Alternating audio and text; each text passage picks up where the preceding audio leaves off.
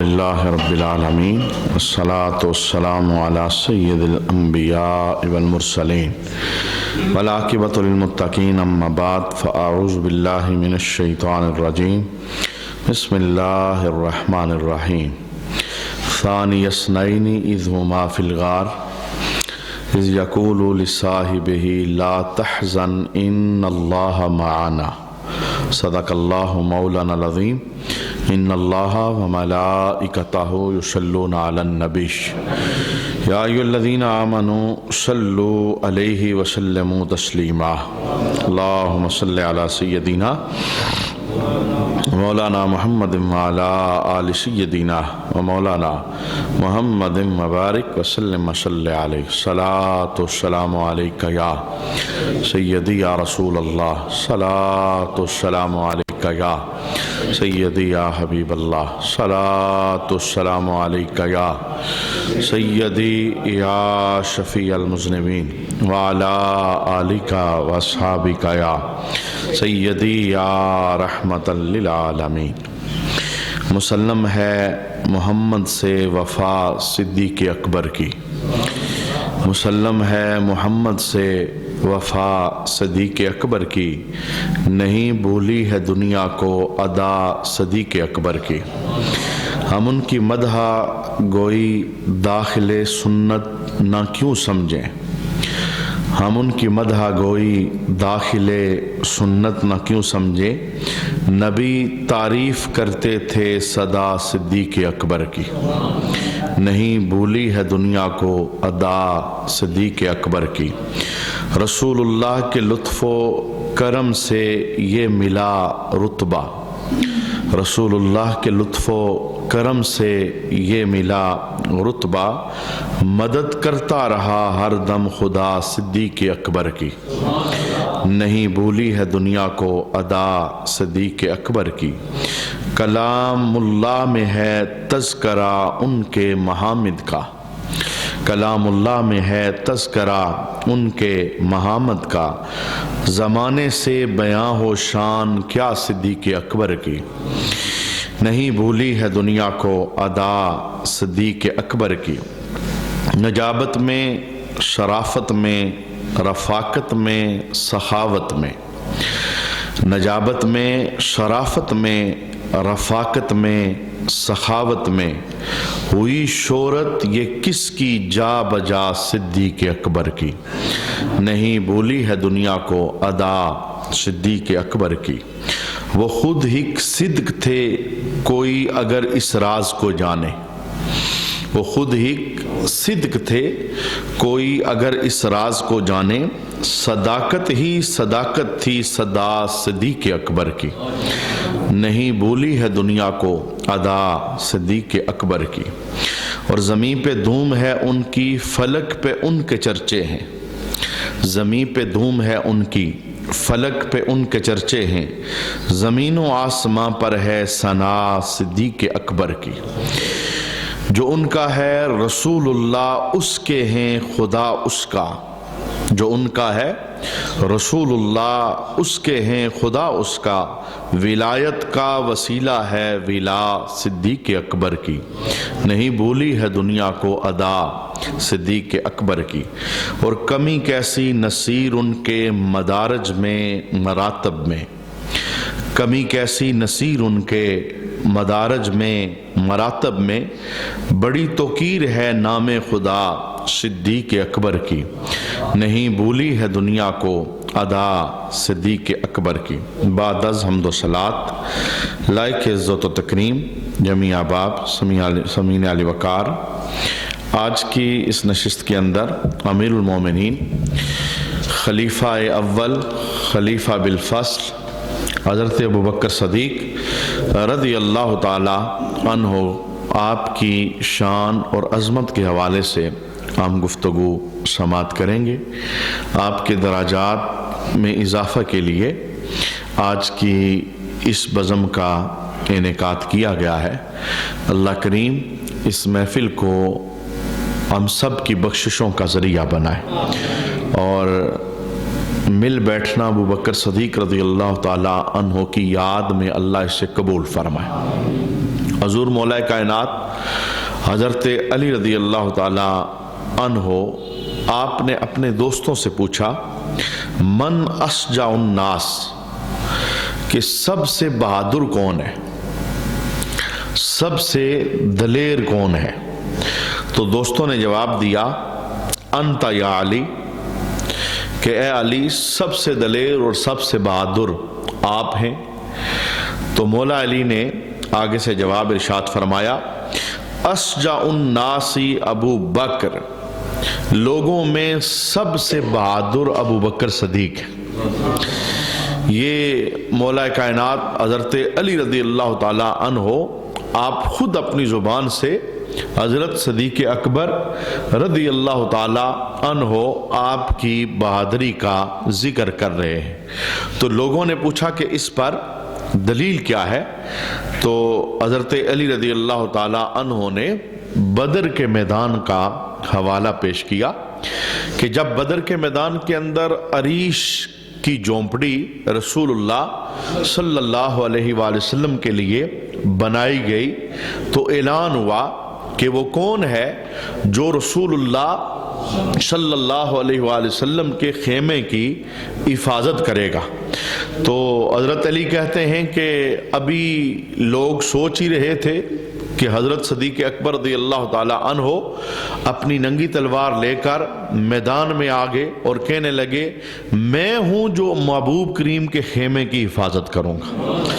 چونکہ یہ بدر کا مارکا وہ مارکا تھا، ہزاروں کی تعداد کے اندر کافر تھے، اسلحہ سے لیس تھے اور وافر مقدار میں ان کے پاس اسلحہ میدان بدر کے اندر موجود تھا۔ تو حضرت علی رضی اللہ تعالیٰ عنہ فرماتے ہیں کہ جس شخص نے میدان بدر کے اندر رسول اللہ کی حفاظت کا ذمہ لیا وہ سب میں سے بہادر شخص ہے اور سب میں سے دلیر شخص ہے، اس لیے کہ آج بدر کے میدان میں اگر رسول اللہ کو کچھ ہو جاتا، حضور تک کوئی تیر آ جاتا، حضور رحمت عالم پر حملہ ہو جاتا تو قیامت تک پھر اس بندے سے پوچھا جاتا کہ تو نے کیسے حفاظت کی ہے رسول اللہ کی۔ اس لیے ہچکچاہٹ تھی، کوئی آگے نہیں بڑھ رہا تھا، تو میدان کے اندر حفاظت کی ذمہ داری جس بندے نے لی ہے اسے ابو بکر کہا جاتا ہے۔ اور مولا علی نے دوسرا حوالہ دیا، قاسین حرم کے اندر کافروں نے رسول رحمت صلی اللہ علیہ وآلہ وسلم کو گھیر لیا اور گلے کے اندر چادر ڈال دی، تو اس موقع پر جو بندہ بجلی کی تیزی سے آگے بڑھا اور کافروں کے اس نرغے سے رسول اللہ کو باہر نکالا، اس بندے کو ابو بکر صدیق کہا جاتا ہے۔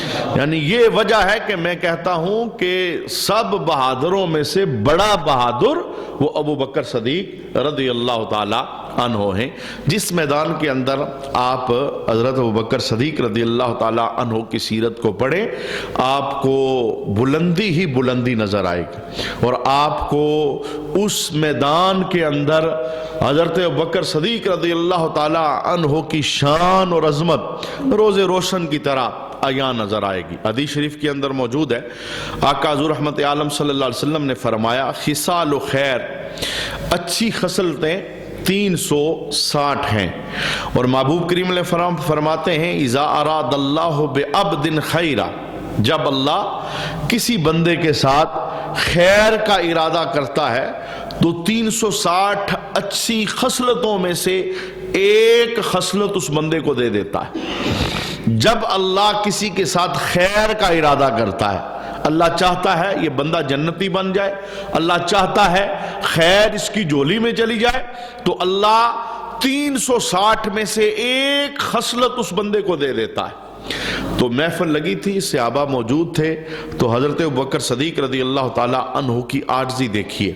آپ نے رسول اللہ کے دربار میں سوال کیا، یا رسول اللہ صلی اللہ علیہ وسلم، کہ آپ فرماتے ہیں کہ اچھی عادتیں، اچھی خصلتیں 360 ہیں، اور اللہ جس کے ساتھ خیر کا ارادہ کرتا ہے 360 میں سے ایک اسے دے دیتا ہے، جو خصلت اسے جنتی بنا دیتی ہے۔ تو ابوبکر صدیق رضی اللہ تعالی عنہ سوال کرتے ہیں علی منہا واحدہ، یا رسول اللہ مجھے بتائیں کیا ان 360 میں سے کوئی میرے اندر بھی موجود ہے؟ یعنی عاجزی کی انتہا دیکھیے. پوچھتے ہیں یا رسول اللہ آپ کو پتا ہے میں ہر وقت آپ کے ساتھ رہتا ہوں, مجھے بتائیں علی منہا واحدہ, کیا 360 میں سے کوئی ایک میرے اندر بھی ہے؟ تو میرے محبوب کریم علیہ السلام نے جو آگے سے جواب ارشاد فرمایا ابو بکر کلھا فیکا, فرمایا کسی کے وجود میں ایک ہے اور کسی کے وجود میں 2 ہیں اور کسی کے وجود میں 10 ہیں. ابو بکر تیری ذات وہ ہے 360 کی 360 خصلتیں تیرے وجود میں موجود ہیں. یعنی ایک خوبی نہیں, تو تو خوبیوں کا مرکز اور منبع ہے, ہر خوبی تیرے وجود کے اندر موجود ہے. اور پھر صحابہ کہتے ہیں کہ ہم موجود تھے, رسول اللہ صلی اللہ علیہ وسلم نے جنتیوں کے جنت جانے کی حالت کو بیان فرمایا. جنت کے 8 دروازے ہیں, تو جنتی جب جنت کے اندر داخل ہوں گے رسول اللہ صلی اللہ علیہ وسلم کے وسیلے سے, حضور کے صدقے سے, حضور کی دعاؤں کے نتیجے سے جب وہ جنتی جنت کے اندر داخل ہوں گے تو جنت کے دروازوں کے علادہ نام ہے. باب الصلاۃ نماز کا دروازہ, باب ریان یہ جنت کے دروازوں کے نام ہیں. ایک دروازے سے پکار لگے گی نمازیوں کو, اس دروازے سے آ جاؤ. دوسرے سے پکار لگے گی روزے داروں کو, اس دروازے سے آ جاؤ. تیسرے سے پکار لگے گی جہاد والوں کو, اس دروازے سے آ جاؤ. چوتھے سے پکار لگے گی حج والوں کو, اس دروازے سے آ جاؤ. پھر پکار لگے گی صدقے والوں کو, اس دروازے سے آ جاؤ. اچھا یہ ساری خوبیاں ایک وجود کے اندر جمع ہوتی ہیں. ایک وجود نمازی بھی ہوتا ہے, آجی بھی ہوتا ہے, صدقہ دینے والا بھی ہوتا ہے, روزہ رکھنے والا بھی ہوتا ہے, لیکن کچھ خوبیاں ایسی ہوتی ہیں جن کے اندر بندے کی وجود کے اندر زیادہ رغبت ہوتی ہے. تو جس خوبی میں زیادہ رغبت ہے اس دروازے سے بندے کو قیامت کے دن جنت کے اندر داخل کیا جائے گا. جب میرے محبوب نے اس تفصیل کو بیان کیا تو حضرت ابوبکر صدیق رضی اللہ تعالی عنہ نے بڑے مجمع کے اندر سوال کیا, یا رسول اللہ صلی اللہ علیہ وسلم حل یدعا احد منہا کلھا, محبوب کیا کوئی ایسا خوش بخت بھی ہے جسے جنت کے ہر دروازے سے آواز لگائی جائے؟ یعنی نماز والا دروازہ بولے ادھر سے آ جا, زکوٰۃ والا دروازہ بولے ادھر سے آ جا, حج والا دروازہ بولے ادھر سے آ جا. کوئی ایسا بھی ہے کہ ہر جنت کا دروازہ کہے میرے اندر سے داخل ہو؟ یہ میری خوش بختگی ہے. تو میرے محبوب کریم علیہ السلام نے آگے سے جواب دیا, فرمایا ایو ان یکونا منہم, ابو بکر وہ تیری ذات ہے جسے ہر دروازے سے پکارا جائے گا. یہ کتنا بڑا مرتبہ اور کتنا بڑا مقام ہے. کہا جنت کے ہر دروازے سے صدا آئے گی, ابو بکر ادھر سے داخل ہو جا, ابو بکر ادھر سے داخل ہو جا. یہ میرے محبوب کریم علیہ السلام کے ساتھ وفاؤں کا نتیجہ ہے کہ اللہ کریم نے ہر میدان کے اندر آپ کو عظیم برتری اور عظیم مرتبہ عطا فرمایا. یہی وجہ ہے حضرت عمر رضی اللہ تعالی عنہ اپنے دور خلافت کے اندر اپنے دوستوں کے پاس بیٹھ کر یہ جملہ بولتے ہیں. آپ فرماتے ہیں کہ اگر اللہ میری زندگی کے سارے عمل لے لے, میری زندگی کے سارے عمل لے لے اور ابو بکر کے ایک دن اور ایک رات والا عمل مجھے دے دے تو میں زندگی کی ساری نیکیاں دینے کے لیے تیار. وہ عمر شیطان جس کا رستہ دیکھ کے بھاگ جاتا تھا, وہ عمر جس کی تجویز پر رب آسمان سے قرآن نازل فرماتا تھا, وہ عمر جس کی تلوار دیکھ کے کفر پر کب کبھی طاری ہو جاتی تھی. اتنا بڑا مجاہد بندہ جس کے دور کے اندر اسلام پوری دنیا کے اندر پھیل گیا اور کافر کہنے پہ مجبور ہو گئے کہ اگر ایک عمر اور ہوتا تو پوری دنیا پر مسلمانوں کی حکومت ہوتی. وہ عمر آپ دوستوں کے پاس بیٹھ کے کیا کہتے ہیں؟ کہتے ہیں کہ اگر اللہ میری زندگی کی ساری نیکیاں لے لے, میری زندگی کے سارے عمل لے لے اور ابو بکر کی ایک رات والی نیکی اور ایک دن والی نیکی وہ مجھے دے دے تو میں اپنی زندگی کے سارے عمل دینے کے لیے تیار ہوں. تو پاس بیٹھے لوگوں نے حیرت سے پوچھا کہ ابو بکر صدیق کی وہ رات والی نیکی کون سی ہے اور ابو بکر کی وہ دن والی نیکی کون سی ہے کہ جس کے مقابلے میں آپ کی زندگی کے سارے عمل ہیں اور آپ اپنی زندگی کے سارے عمل دینے کے لیے تیار ہیں؟ تو حضرت ابو بکر صدیق رضی اللہ تعالی عنہ کی رات والی نیکی کا جناب عمر نے تذکرہ کیا۔ جناب عمر کہنے لگے رات والی نیکی تو وہ تھی جب پورے جہان سے ہٹ کر ابو بکر غار میں مصطفیٰ کے چہرے کا دیدار کر رہے تھے۔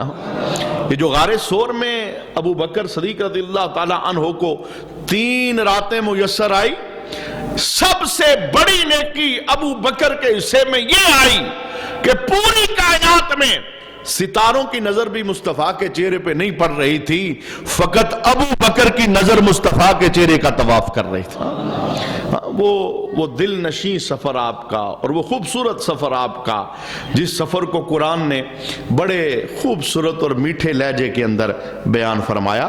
جب غار کے دروازے پہ پہنچے نا ابو بکر، محبوب کو اپنے کندھوں پر اٹھا کر، وہ اتنی لمبی چڑھائی وہ اٹھا کر غار کے بالکل دروازے پہ پہنچ گئے۔ وہ غار جہاں بیابان جنگل ہے، درندوں کا ڈیرا ہو سکتا ہے، حشرات الارض ہو سکتے ہیں، تو ابو بکر نے غار کے دروازے پہ پہنچ کے ایک جملہ بولا، کہتے ہیں یا رسول اللہ لا تدخلہ حتی ادخلہ، محبوب جب تک میں اندر نہیں جاتا نا آپ اندر نہیں آنا۔ اگر کوئی شراط الارض ہو نا پہلے مجھے کاٹے، اگر کوئی درندہ ہو پہلے نقصان مجھے پہنچائے، میں نہیں چاہتا کہ آپ کو کوئی نقصان پہنچے۔ محبوب کو باہر کھڑا کر دیا، ابو بکر اندر چلے گئے اور پھر آپ نے نا اپنے ہاتھوں سے اس غار کی صفائی کی، جو کہ پتا تھا کہ آج اس غار میں سونا محبوب مہمان بننے والا ہے۔ حدیث کے لفظ موجود ہیں، ایک ایک سوراخ کو آپ نے اپنی قمیض پھاڑ کر ایک ایک سوراخ کو بند کیا، کوئی ایسی، چونکہ رات ہم نے بسر کرنی ہے، باہر سے کوئی چیز ایسی نہ آ جائے۔ تو پھر ایک سوراخ ایسا تھا جس کے لیے کپڑا نہ بچا، تو محبوب کریم علیہ السلام کو اندر لے جا کر محبوب کا سر اپنی گود میں رکھ کر اس سوراخ پر آپ نے اپنا پاؤں رکھ دیا، اور ایک سانپ مدتوں سے مشتاق تھا کہ کبھی سونا آئے گا تو میں بھی دیدار کا شربت پیوں گا، لیکن جس وقت وہ اندر آنا چاہا اس نے دیکھا سارا کچھ بند ہے، تو اس نے اسی رستے کا استعمال کیا جہاں ابو بکر کا پاؤں تھا۔ بار بار ڈنگ مارتا ہے اور بار بار کاٹتا ہے، لیکن ابو بکر اپنا پاؤں پیچھے نہیں ہٹاتے۔ کس لیے نہیں اٹھاتے؟ چونکہ اگر میں حرکت کروں گا محبوب کی نیند خراب ہو جائے گی، حضور کی نیند میں خلل پیدا ہو جائے گا، اور پھر زہر کا اثر جسم میں داخل ہوتا ہے، آنسو آنکھوں سے گرتے ہیں اور محبوب کے چہرے پہ پڑتے ہیں۔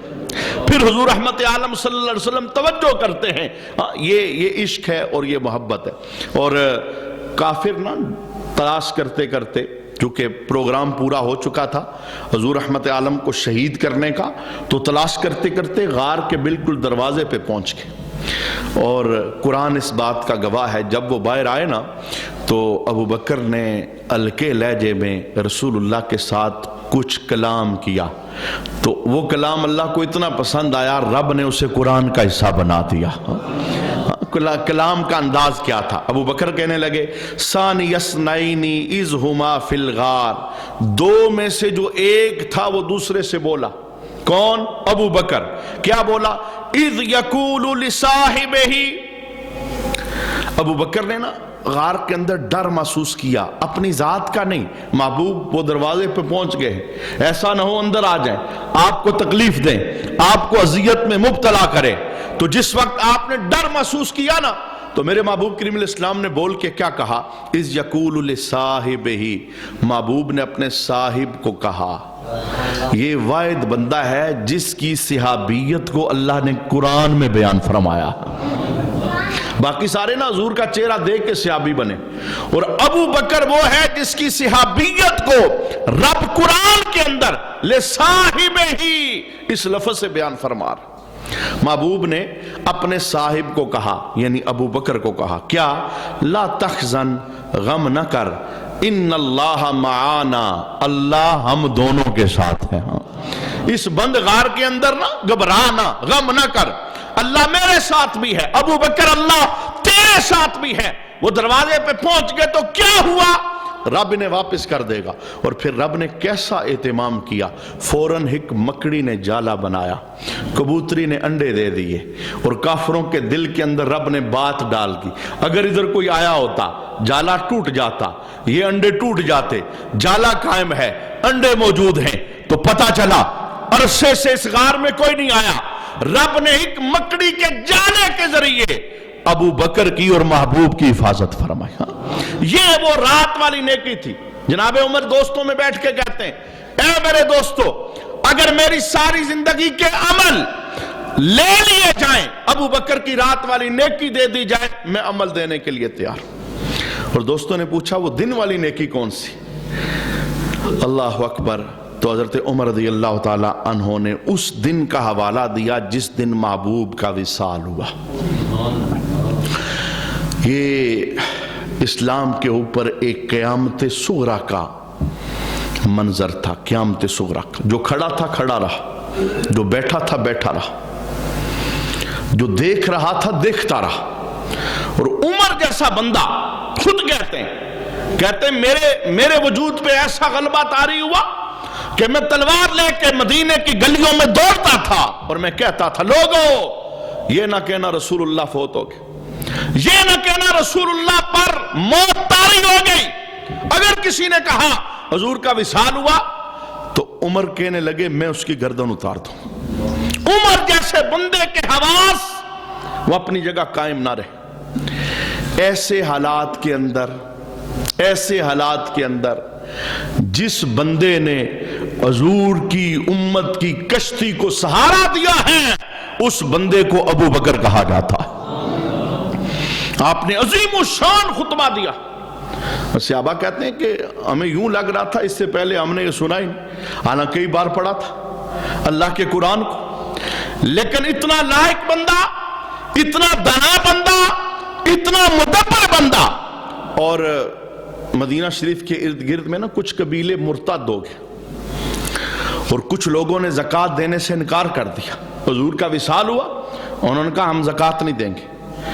تو جناب ابوبکر صدیق رضی اللہ تعالی عنہ نے فتویٰ ارشاد فرمایا۔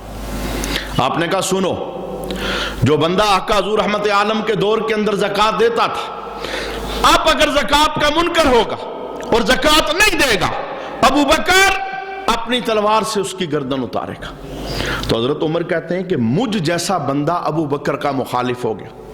میں نے کہا ابو بکر آپ یہ کیسا فتویٰ دیتے ہیں؟ آپ اپنوں ہی کی گردنیں اتارنے لگے ہیں، زکوٰۃ کا انکار کرنے والے کی آپ گردن اتارنے کا حکم دیتے ہیں؟ تو جناب عمر کہتے ہیں جب ابو بکر نے جواب دیا میرے ہوش ٹھکانے آ گئے، میں سمجھ گیا ابو بکر سے بڑھ کر مدبر کوئی نہیں۔ جناب بکر صدیق کا جواب کیا تھا؟ کہا عمر تجھے کیا ہو گیا؟ تو جاہلیت کے اندر بڑا شیر تھا اور آج تو نرمی دکھا رہا ہے۔ سن، اگر آج میں کسی منکر زکوٰۃ کو رخصت دوں گا، جس نے آج زکوٰۃ کی چھٹی لی ہے کل وہ نماز کی چھٹی لے گا، وہ کہے گا میں نماز نہیں پڑھوں گا، اور جس نے نماز کی لی کل کہے گا میں روزہ نہیں رکھوں گا۔ اور ابو بکر وہ ہے جو مصطفیٰ کی شریعت کو ایک ایک عمل سے نافذ کرے گا۔ ایک عبادت کا بھی اگر کوئی انکار کرے گا ابو بکر اس کی گردن کو اتار دے گا۔ یعنی اسلام کے اس گلشن کو بہاروں کے ساتھ آگے چلانا یہ صدیق اکبر کی شان ہے۔ ہاں یہ ان کا مقام اور مرتبہ تھا۔ اچھا، اسی کے ساتھ ایک مسئلہ تاریخ طبری کے اندر موجود ہے۔ میرے محبوب پر جس وقت وہ حالات قریب تھے، یعنی حضور نے دنیا سے تشریف لے کے جانا تھا، تو حضور نے ایک لشکر تیار کروایا تھا حضرت اسامہ کی قیادت کے اندر، اور اس لشکر نے شام پر چڑھائی کرنی تھی۔ وہاں پر ہرقل بادشاہ تھا۔ حضور نے صحابہ کو بھیجا کہ لشکر تیار کرو، جرنیل صحابہ ساتھ جائیں، اسامہ قیادت کرے، جاؤ شام کے اندر اسلام کے جھنڈے بلند کرو۔ تو اسامہ کی قیادت کے اندر لشکر مدینہ شریف سے نکلا، لیکن حضرت اسامہ کہتے ہیں میرا دل پیچھے تھا، کیونکہ میں حضور کی طبیعت دیکھ کے آیا تھا، اور بار بار یہ دل کے اندر آ رہا تھا کہ کہیں حضور ہم سے جدا نہ ہو جائے۔ ابھی مدینہ سے خالی 3 میل کے فاصلے پہ پہنچے، 3 میل کے فاصلے پہ پیچھے سے خبر آ گئی رسول اللہ کا وصال ہو گیا۔ تو حضرت اسامہ لشکر لے کر نہ واپس آگے مدینہ شریف، حضور رحمت عالم کے مبارک جنازے کے اندر شرکت کی۔ اب جنازے کے بعد نا ابو بکر صدیق رضی اللہ تعالیٰ عنہ کا ذرا فتویٰ سن۔ آپ نے کہا اسامہ تجھے رسول اللہ نے شام کی طرف بھیجا تھا، جتنے صحابہ رسول اللہ نے بتائے تھے سب کو لو اور شام کی طرف چلے جاؤ۔ ابھی 2-3 دن گزرے رسول اللہ کے دنیا سے گئے ہوئے، حضرت اسامہ دیگر صحابہ سارے بول پڑے، کہنے لگے ابو بکر وہ جب رسول اللہ نے لشکر بھیجا تھا حالات اور تھے، اب حضور دنیا سے چلے گئے، اب ارد گرد کے کافروں کو پتہ چلے گا، ہو سکتا ہے مدینے پہ حملہ کر دیں، قبیلے مرتد ہو جائیں، منافق وہ اپنے نفاق کا اظہار کریں، اور ہمارا مرکز مدینہ ہے، اگر حملہ مدینے پہ ہو گیا تو پھر شام کو فتح کرنے سے ہمیں کیا فائدہ ہوگا؟ سارے جرنیل صحابہ تو میں ساتھ لے کے جا رہا ہوں، پیچھے مدینے میں آپ کی حفاظت کون کرے گا؟ لیکن اللہ اکبر، دور رس نظر حضرت ابوبکر صدیق کو اللہ نے عطا فرمائی۔ آپ نے کیا کہا؟ آپ نے کہا سنو اے اسامہ، اے دیگر صحابہ سنو، تم لشکر لے کے شام جاؤ، میں مدینے میں اکیلے رہوں گا، دشمن آ جائے مجھے قتل کرے، میری بوٹیاں پرندے اٹھا کے لے جائیں، کوئی خطرہ نہیں، لیکن میں مصطفیٰ کا حکم ملتوی نہیں کر سکتا۔ حضور نے کہا تھا نہ لشکر جائے گا تو لشکر جائے گا۔ اچھا اب دیکھیے اس کا فائدہ کیا ہوا۔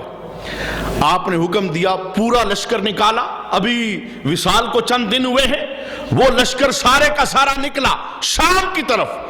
تو جو ہرقل بادشاہ تھا نا شام کا، اسے ایک ہی وقت میں 2 خبریں ملی، ایک خبر رسول اللہ کے وصال کی اور دوسری خبر مسلمانوں کا لشکر آ رہا ہے۔ تو اس نے آپس کے اس کے قریب کے جو لوگ تھے ان کے ساتھ مشاورت کی، اس نے کہا ان کا لیڈر دنیا سے چلا گیا، ان کا قائد دنیا سے چلا گیا، پر ان کے جذبے کتنے سلامت ہیں کہ یہ چڑھائی کے لیے آ رہے، یہ پیچھے نہیں ہٹے، چڑھائی کے لیے آ رہے، لہذا میں ہاتھ اٹھاتا ہوں، میں لڑائی نہیں کروں گا، جیسے یہ کہیں گے میں ویسے کروں گا۔ یہ فائدہ ہوا، یعنی ان پر اس چیز کا رعب اور دبدبا پڑ گیا، بغیر لڑائی کے انہوں نے شام مسلمانوں کے حوالے کر دی۔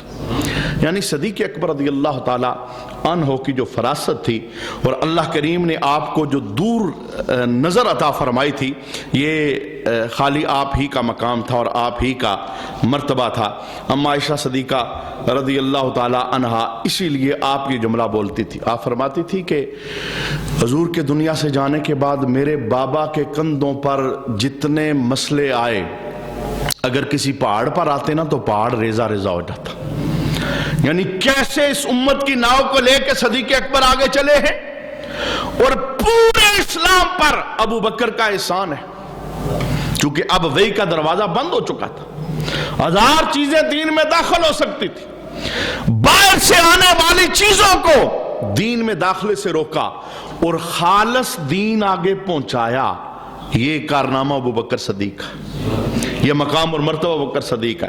حدیث شریف کے اندر موجود ہے، آقا حضور رحمت عالم صلی اللہ علیہ وسلم کے اس صحابی کی محبت، اس کا پیار بدر کے مقام کے اندر اس جملے سے نظر آتا ہے۔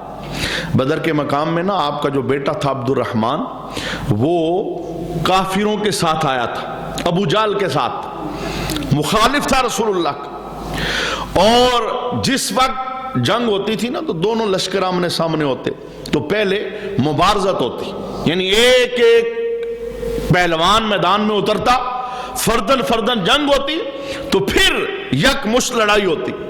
تو سب سے پہلے صدیق اکبر نے میدان بدر کے اندر اپنے بیٹے کو للکارا، کہا تو میرے مقابلے کے اندر آ، میں تمہیں بتاؤں کہ مصطفیٰ کے دشمنوں سے میں کس طرح نمٹتا ہوں۔ یعنی حضور رحمت عالم صلی اللہ علیہ وسلم کی محبت کے اندر آپ نے اپنے بیٹے کی گردن کو اتارنے کا فیصلہ کیا۔ جب حضور نے سنا نا تو حضور رحمت عالم نے منع کر دیا، کہا ابو بکر میں تمہیں سب سے پہلے نہیں بھیجوں گا، اس لیے کہ تو میرا کان ہے اور تو میری آنکھ ہے، میں تجھے نہیں بھیجوں گا سب سے پہلے. پھر حضور نے منع کر دیا. اور اسی میدان کے اندر جس وقت گمسان کی لڑائی ہوئی نا، بعد میں آپ کے بیٹے عبد الرحمن جب مسلمان ہو گئے، انہوں نے کلمہ پڑھ لیا، مسلمان ہو گئے، تو دسترخوان پہ کھانا کھاتے ہوئے ایک مرتبہ انہوں نے بدر کا وہ حال بیان کیا. کہنے لگے عبد الرحمن، ابا جی بدر کا جب دن تھا نا، کئی بار ایسا ہوا آپ میری تلوار کی زد میں آئے، لیکن میں نے باپ سمجھ کے آپ کو چھوڑ دیا. اللہ اکبر. ابو بکر کی محبت کیا تھی.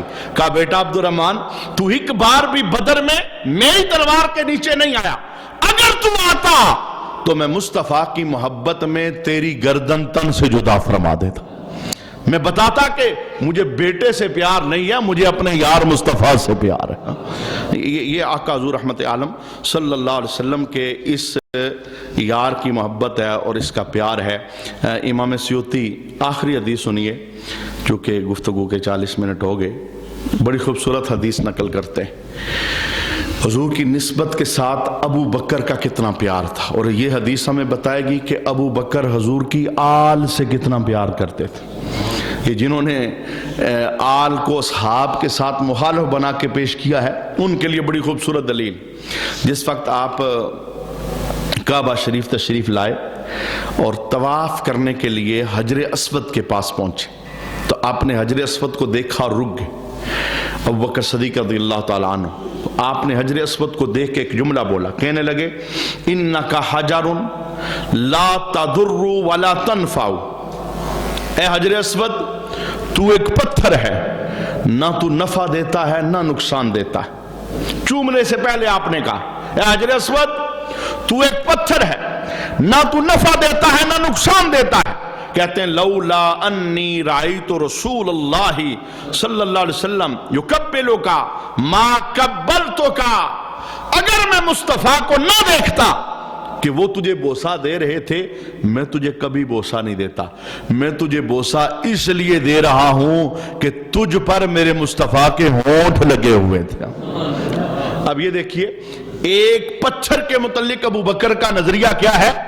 اے حجر اسود، میں تجھے اس لیے چومتا ہوں کہ تجھے مصطفیٰ نے چوما ہے. تو مجھے بتائیں پھر حسین کے متعلق ابو بکر کا نظریہ کیا ہوگا، جس حسین کو مصطفیٰ کریم علیہ السلام نے کئی بار چوما ہے، اور جس حسین کو محبوب نے اپنی خوشبو کہا، اور جس حسن و حسین کو محبوب کریم علیہ السلام نے اپنا خون کہا. مانا کیا تھا؟ فرمایا ابو بکر وہ ہے، پتھر سے اگر مصطفیٰ کے ہونٹوں کی نسبت ہو جائے، ابو بکر اس پتھر کا اتنا ادب کرتا ہے، تو بتاؤ نا حضور کے خون کا کتنا ادب کرتا ہوگا. یہ صحابہ کی آل کے ساتھ اور آل کی صحابہ کے ساتھ محبت، اس سے قرآن و حدیث بھرا پڑا ہے.